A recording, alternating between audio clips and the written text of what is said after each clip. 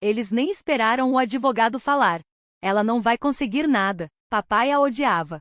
Foi o que minha irmã Karen disse no exato momento em que entrei na sala. Nenhuma saudação, nenhum olhar, apenas aquela frase cortante, dita alto o suficiente para que todos ouvissem, como se ela quisesse que ecoasse. Senti as palavras caírem no meu peito como um soco. Apertei a mão do meu filho. Eli, seus dedinhos se curvaram de volta sobre os meus, quentes, trêmulos. Forcei um sorriso para ele. Fino, fraco, mas ele sabia. Sempre soube. Eu nem tinha me sentado ainda, mas a mensagem era clara: eu não era bem-vinda. Eu não fazia parte da família. Eu era só uma ponta solta, e eles estavam ali para cortar de vez.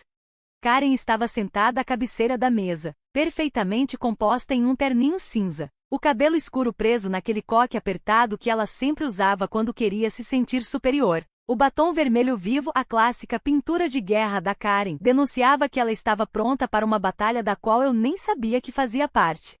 Então veio a voz que eu mais temia, meu tio Rick, irmão mais velho do papai. Ele soltou uma risada seca, se recostando na cadeira com os dedos entrelaçados atrás da cabeça, aquele sorriso presunçoso se espalhando como óleo pelo rosto.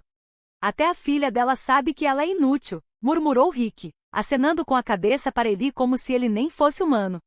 Eli abaixou os olhos para o chão, e meu coração se partiu mais um pouco. Ao redor da sala, algumas cabeças assentiram, primos, antigos vizinhos, velhos amigos da família que eu não via há anos, gente que já tinha escolhido um lado há muito tempo, e esse lado não era o meu.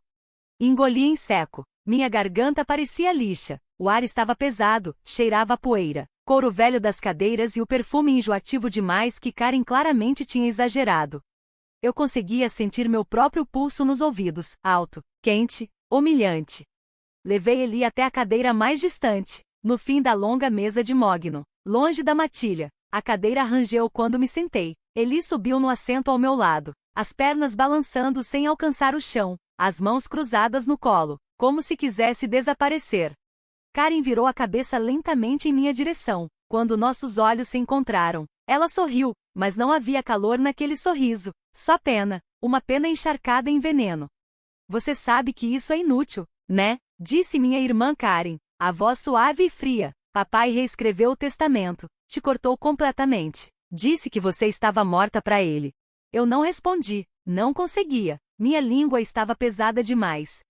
Com a boca seca e inútil, eu apenas balancei a cabeça levemente, como se tivesse entendido, mas por dentro, por que eu vim? Me perguntei. Talvez houvesse alguma coisa, uma nota, uma frase, um sinal de que ele ainda se lembrava de mim, algo que fizesse tudo isso fazer sentido. Mas, em vez disso, eu estava de volta ao único lugar para o qual jurei nunca retornar, cercada por pessoas que deixaram claro, muito antes de enterrá-lo, que já tinham me enterrado. E justo quando eu estava prestes a me levantar e sair, antes que eles começassem a dividir a herança como abutres sobre uma carcaça, a porta se abriu. O senhor Connor, advogado do meu pai, entrou na sala com uma pasta grossa debaixo do braço. Ele estava exatamente igual, olhos cansados, terno bem alinhado, rosto impassível. A sala ficou em silêncio, todos se sentaram mais retos, atentos. Era isso, eu me preparei para a humilhação. Tinha vindo sem esperar nada, e imaginava que sairia com exatamente isso. Ou pelo menos, foi o que pensei. Porque o que ninguém naquela sala sabia, nem Karen, nem Rick, nem eu, era que meu filho, Eli, tinha trazido algo com ele. E com uma única frase, ele desmontaria tudo o que eles achavam que sabiam. Você esqueceu o vídeo que ele gravou, Eli disse. Fazia 8 anos desde que eu pisara numa sala como aquela, com minha família. 8 anos desde que comecei a construir uma vida que eles disseram que eu não merecia. Levei ele com 2 anos na época e fui embora, sem olhar para trás. Não porque eu queria, mas porque eu precisava. Porque toda conversa com meu pai, Charles, terminava em silêncio, ou gritos. Porque toda reunião de família parecia andar descalça sobre cacos de vidro, sorrindo para a câmera. Mas agora eu estava de volta. De volta a uma sala que ainda cheirava a fumaça de charuto e raiva envelhecida. A ironia era que eu nem sabia que tinha sido convidada para a leitura do testamento. O envelope apareceu 3 dias depois do funeral, sem carta, sem explicação, apenas data, hora e endereço a escritos com a caligrafia formal de Connor. Por um instante, achei que fosse um erro. Talvez tivessem se enganado e quisessem mandar para quem. Ou talvez fosse só mais uma piada cruel e final. Mas Eli quis vir.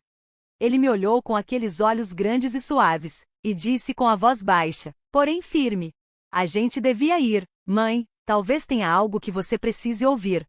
Eu não sei como uma criança de 10 anos pode carregar tanta sabedoria, mas ele carrega. Às vezes, eu acho que ele vê o mundo de um jeito que a maioria dos adultos nunca aprende. Então, nós viemos. Vesti um vestido preto simples, o mesmo que não usava desde o funeral da minha mãe. E ele escolheu sozinho uma camisa social pequena. Trancei o cabelo dele naquela manhã, com as mãos trêmulas. E ele me disse que eu estava linda. Ele não sabia que eu mal tinha dormido. O medo de encarar pessoas que me trataram como um fantasma por quase uma década me corroía. Eu sabia o que pensavam de mim. Karen, a filha perfeita. Ela ficou, ela ajudou, ela cuidou do papai, e fez questão de que todos vissem isso. Contou a história tantas vezes que virou evangelho. Júlia abandonou a família. Júlia não conseguiu lidar com a vida real. Júlia fugiu. Eles nunca perguntaram por que eu fui embora. Não sabiam, ou não se importavam. Meu pai parou de falar comigo no dia em que me recusei a continuar em um casamento que estava me destruindo. Quando apareci na varanda dele, com Eli e uma mala, ele fechou a porta sem dizer uma única palavra. A única pessoa que deveria me proteger do mundo tinha virado mais uma parede contra a qual eu precisava lutar. O tio Rick nunca ajudou. Ele era o eco do papai, sempre repetindo as mesmas frases amargas. Família não desiste. Sangue é lealdade. Não volte chorando. E Karen, ela absorveu tudo e transformou em roteiro, um texto ensaiado que ela usava como arma. Então eu parei de tentar. Construí uma vida tranquila para mim e para o Eli. Não tínhamos muito, mas tínhamos paz, amor e risadas. Ainda assim, uma parte de mim se agarrava à menor, mais frágil esperança de que, talvez, no fim, papai tivesse enxergado algo, tivesse se arrependido de alguma coisa, tivesse deixado algo para trás. Talvez por isso eu tenha aberto aquele envelope, talvez por isso eu tenha vindo. Mas agora, sentada naquela sala, cercada de olhares duros e sorrisos presunçosos, me senti tola por ter esperado qualquer coisa diferente. Eli não disse uma palavra desde que nos sentamos. Ele ficou ereto, mãos no colo, olhos varrendo a sala como se estivesse estudando cada rosto. A calma dele me desconcertava um pouco, como se estivesse esperando por algo. Então o senhor Connor pigarreou e abriu a pasta. Me recostei na cadeira e sussurrei para mim mesma. Só aguenta, não deixa eles verem você quebrar. Mas Eli estava sentado sobre algo maior que a tristeza, e antes que tudo aquilo acabasse, ele provaria que era o único naquela sala que realmente estava ouvindo meu pai. O senhor Connor pigarreou de novo, daquele jeito que advogados fazem quando querem atenção sem pedir diretamente. Ajeitou os óculos, abriu a pasta e começou a falar. Ele começou a ler o testamento como se fosse apenas mais uma terça-feira. Mal ouvi as primeiras linhas, aquelas coisas legais e genéricas, definições do espólio, declarações executivas. Minha mente estava longe, não no que ele dizia, mas no que eu sabia que veria. Eu tinha certeza de que ele não diria meu nome. Ainda assim, toda vez que o senhor Connor fazia uma pausa para virar a página, eu prendia a respiração como se, talvez, só talvez, as próximas palavras fossem diferentes. Talvez ele me surpreendesse. Mas não foi o que aconteceu. Os suspeitos de sempre. Para minha filha Karen, deixa a residência principal e todo o seu conteúdo. O rosto de Karen nem se mexeu, mas eu podia sentir sua satisfação como um perfume doce demais flutuando sobre a mesa. Ela lançou um olhar de soslaio para o marido, Neil, que respondeu com um aceno presunçoso, como se já estivessem escolhendo cores para as paredes. Para meu irmão Rick, a casa no lago e todas as ações restantes na empresa da família. Rick se recostou ainda mais na cadeira, braços cruzados, queixo erguido, com o ar de um rei observando seu novo reino.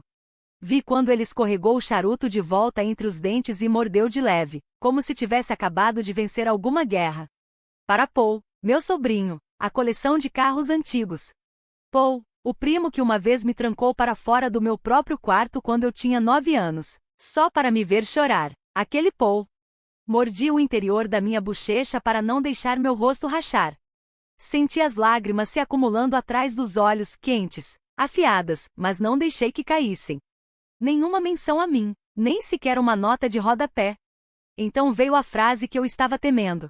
E, como já declarado anteriormente, minha filha Júlia não receberá nenhuma parte desta herança. Lá estava. Simples, final, como uma porta se fechando. Senti como se tivesse levado um soco no peito. Os dedos de Eli deslizaram nos meus por debaixo da mesa. Eu nem tinha percebido que minhas mãos estavam fechadas em punhos no colo. O toque dele me trouxe de volta, me ancorou antes que eu me perdesse demais. Conseguia sentir meu coração batendo atrás dos olhos, a pele ardendo. E então vieram os sussurros, baixos, mas intencionais. Karen soltou um escárnio suave. Te disse, murmurou para Neil. Tio Rick balançou a cabeça, como se tudo fosse óbvio. É preciso um certo tipo de pessoa para se afastar do próprio pai, disse mais alto do que precisava, para garantir que todos ouvissem. Os primos, os tais amigos da família. Não disseram nada, mas o silêncio deles era tão alto quanto gritos. Olhei para os veios da madeira da mesa. As linhas torcidas e espiraladas eram quase hipnóticas.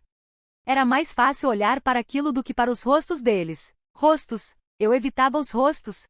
E podia ouvir minha própria voz dentro da cabeça, plana. Oca, por que eu vim? Porque achei que ele se lembraria de mim. Mas então ele se moveu. Soltou minha mão e se sentou mais ereto.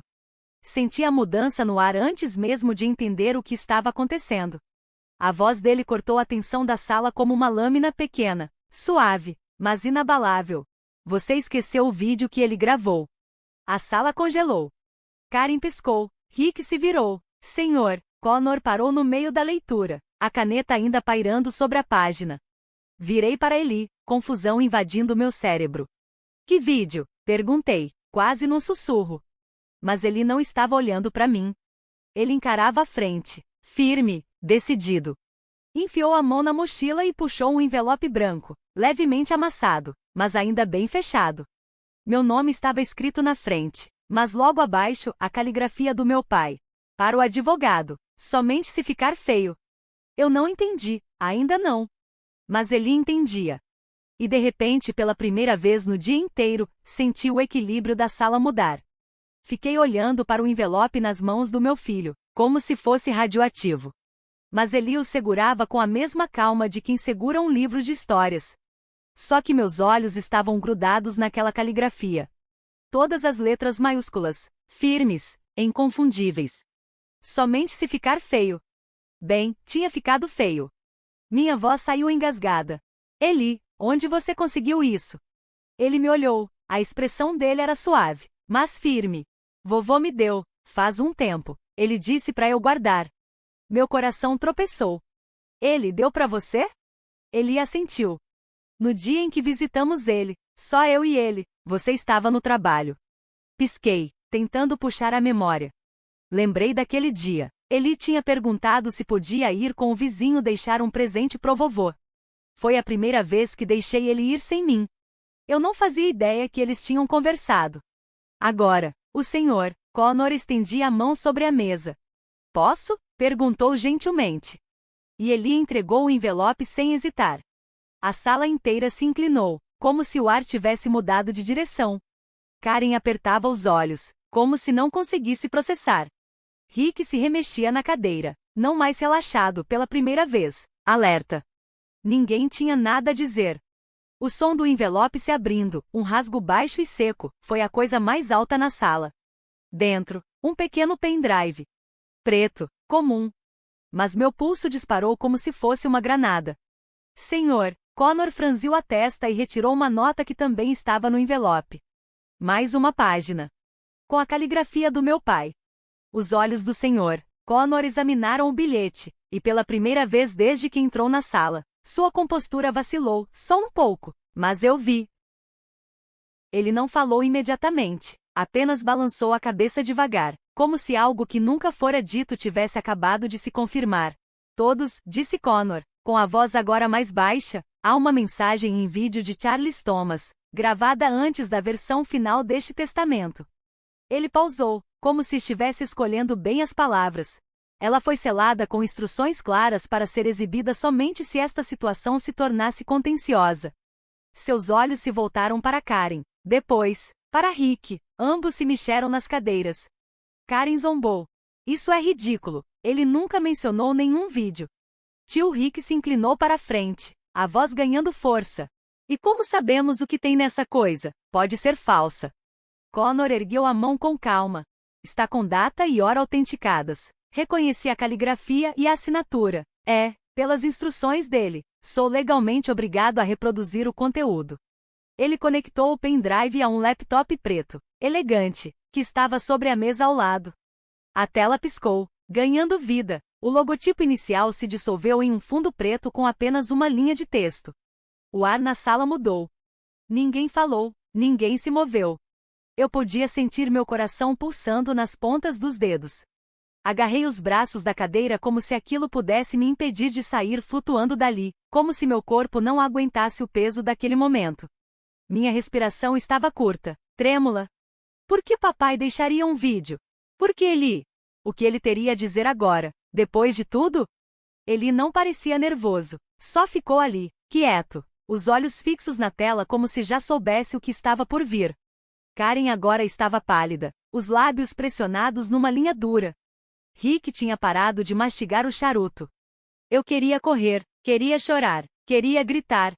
Mas mais do que tudo, eu queria saber. Connor apertou a barra de espaço. A tela ficou preta por meio segundo, depois piscou. E então, lá estava ele. Meu pai. Mais velho, mais magro, sentado à sua mesa. Usando aquele suéter azul marinho que eu dei de presente no último aniversário, o mesmo que eu nem sabia que ele tinha usado algum dia. As mãos dele estavam cruzadas, a expressão, cansada, não fria. Ele olhou direto para a câmera. E começou a falar. Eu não respirei. Não quando a tela acendeu. Não quando vi o rosto dele. Não quando as primeiras palavras saíram da sua boca. Oi, Julia. Ele parecia mais velho do que na minha lembrança. A pele mais fina, a postura, antes ereta, orgulhosa, agora suavizada. Mas ainda era ele. Charles Thomas. Sentado naquela velha mesa de carvalho, com o antigo globo terrestre atrás dele, exatamente como era quando éramos crianças, só que, dessa vez, sua expressão não era severa nem distante, era humana. Se você está assistindo isso, ele continuou, é porque eu já fui embora. Pelo visto, as coisas não correram bem durante a leitura. Suas mãos estavam entrelaçadas à frente do corpo, os dedos se movendo discretamente, um pequeno tique nervoso que eu também tenho. Eu não esperava paz entre você e a família. Eu sei o que eles pensam de você. Inferno, eu sei o que eu mesmo disse sobre você. Ele baixou os olhos, engoliu em seco. E eu estava errado. Minha respiração travou, minhas unhas cravadas no braço da cadeira. Ele olhou para mim, mas eu não consegui desviar os olhos da tela. Eu acreditei no que a Karen me disse. Acreditei no Rick. Achei que você tinha ido embora porque não se importava. Eu não perguntei. Eu não te escutei, nem uma vez. E quando você tentou, eu fechei a porta na sua cara. Com você, e com Eli. Ouvi Karen se remexer na cadeira, um movimento brusco, desconfortável. Não olhei. Não consegui. A voz do meu pai falhou um pouco.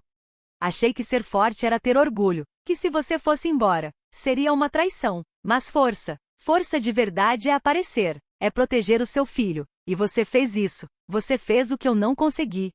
Os olhos dele brilharam, os meus também, a imagem ficou turva. Conheci Eli um dia, quando ele passou aqui, só ele e eu, aquele garoto. Ele deu um sorriso pequeno, cheio de saudade.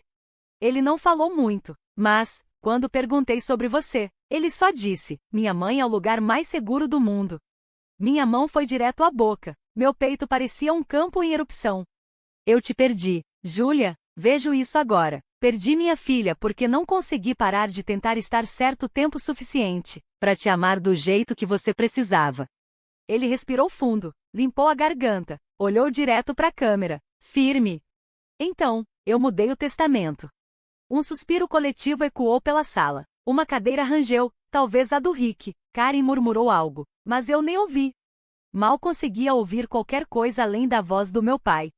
Deixei a casa para você e pro Eli, as economias, o fundo de aposentadoria, Tudo é seu, e também um fundo universitário pro Eli. Eu sei que isso não conserta o que eu quebrei, mas quero que você tenha a paz que eu não soube te dar enquanto estava vivo. Ele fez uma pausa, então se inclinou um pouco mais, encarando a câmera como se olhasse direto nos meus olhos. E se eles estiverem bravos? Deixe que fiquem bravos.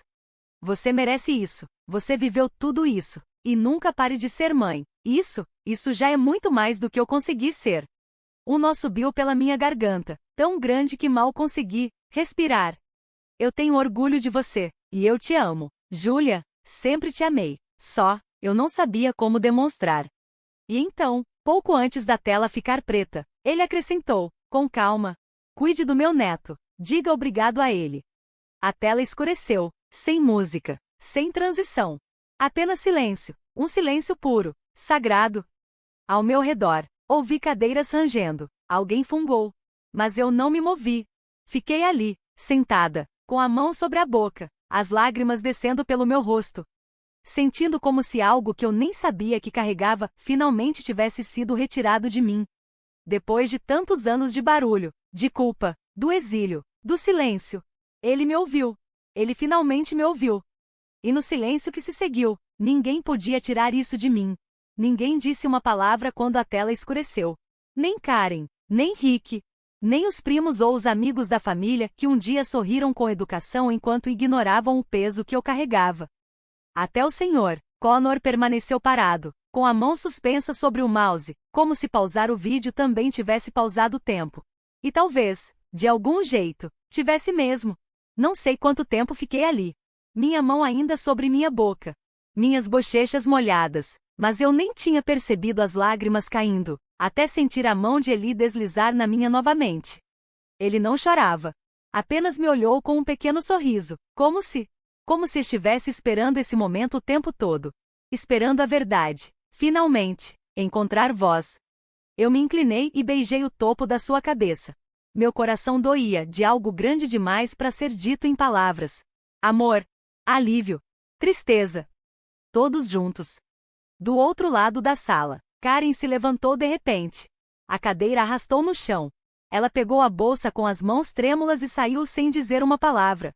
O marido foi atrás, o rosto vermelho, murmurando algo baixo demais para entender. Rick ficou sentado por mais tempo. Mandíbula cerrada, olhos perdidos no nada. Quando finalmente se levantou, lançou um olhar para Connor, como se quisesse discutir. Mas até ele sabia, não havia mais nada a dizer. Meu pai tinha dito sua verdade. E agora, ela era impossível de ignorar. Os outros saíram um a um. Alguns não conseguiram me encarar. Alguns me deram acenos silenciosos, talvez pena, talvez respeito. Eu não saberia dizer. Logo, éramos só nós três. Connor fechou a pasta com cuidado e pigarreou. Haverá alguma papelada, disse ele, com a voz mais suave do que antes, mas está tudo em ordem. Eu assenti. Não sabia o que dizer. O que havia para dizer? Ele sorriu, um sorriso pequeno, mas genuíno, e nos deixou ali, sozinhos na sala. O silêncio que se seguiu não era o mesmo tipo de silêncio ao qual eu estava acostumada. Esse silêncio era pacífico, inteiro, como se algo finalmente tivesse se acomodado.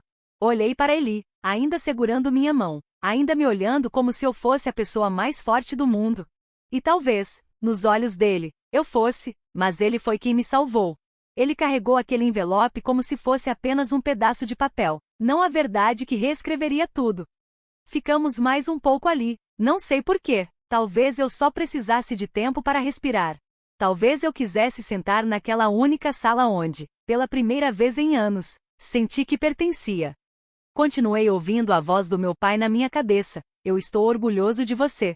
3 palavras que eu achei que nunca ouviria, palavras que eu precisava mais do que jamais admiti. Pensei em tudo que carreguei, anos de silêncio, de culpa, de ser apagada. E agora, eu não fui apagada, eu fui vista, ouvida, lembrada. Olhei para Eli novamente. Obrigada, eu sussurrei. Ele inclinou a cabeça. O que? Por ser mais corajoso do que eu disse. Por se agarrar a algo que importava. Ele sorriu. Eu só queria que você o ouvisse. Eu não tinha apenas ouvido no vídeo, tinha ouvido na mudança que veio depois, na sensação que preencheu a sala quando todos os outros foram embora. Essa é a coisa sobre a verdade. Ela nem sempre vem quando você quer, mas quando vem, muda tudo. Então, não, eu não saí daquela sala quebrada. Eu saí segurando a mão do meu filho, com as palavras do meu pai ainda ecoando no meu peito. Eu saí inteira. E aquele silêncio finalmente significou algo.